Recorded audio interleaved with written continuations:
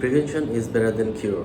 বসবাস করার জন্য আমরা যে বাসাটা খুঁজছি বা যেই ফ্ল্যাটটা কিনছি, সেখানে কি যথেষ্ট পরিমাণের আলো বাতাস এগুলো আসছে কি না, এগুলো কি আমরা লক্ষ্য করি?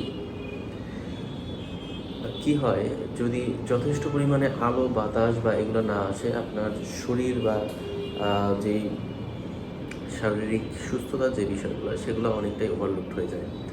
যথেষ্ট আলো, যথেষ্ট বাতাস আপনার যে স্বাভাবিক জীবনযাত্রা এবং হেলদি লাইফ সেটাকে স্বাভাবিক রাখবে, অথবা বাধাগ্রস্ত হলে এই আলো বাতাসের যথেষ্ট পরিমাণ প্রাপ্তি যদি আপনি না ঘটাতে পারেন, তাহলে এটা আপনার হেলথের উপরে একটা প্রভাব অবশ্যই ফেলবে।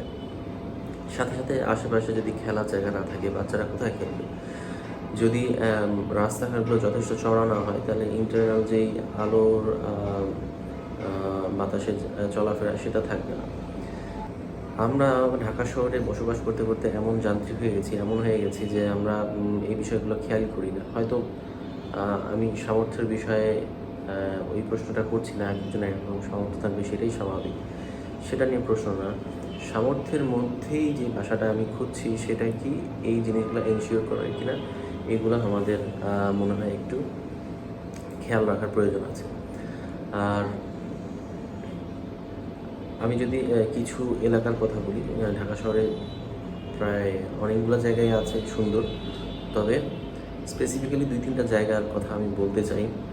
যেমন উত্তরা 3rd ফেজের যে জায়গাটা, জলশিবি যেই আবাসন প্রজেক্টটা, বসুন্ধরার কিছু কিছু এলাকা, এরকম যে জায়গাগুলো, এগুলোতে কী আছে আপনি দেখবেন যে খুব গোছানো একটা ওয়েতে তারা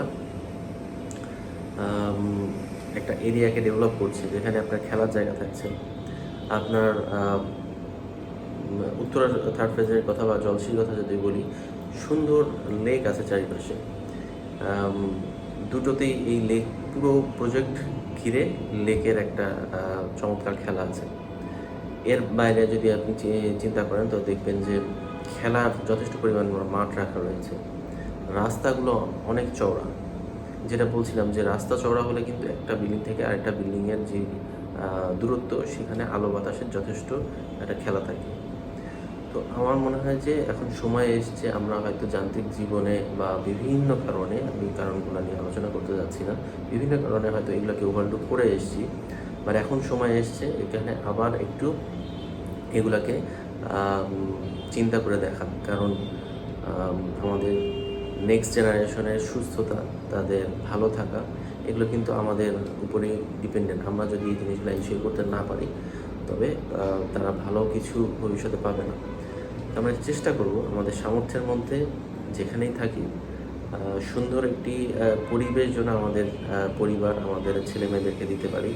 তার জন্য মূল যেই পয়েন্টটা, আলো বাতাসের চলাচল বাড়ির ভিতরে এবং আশেপাশের এলাকায়, খেলার জায়গা, হয়তো একটা ন্যাচারাল লেক বা এই ধরনের কোনো ফ্যাসিলিটি, এগুলো এনশিওর করা যায় কিনা, এগুলো একটু মাথায় রেখে আমরা সিদ্ধান্তগুলো নেব। ধন্যবাদ।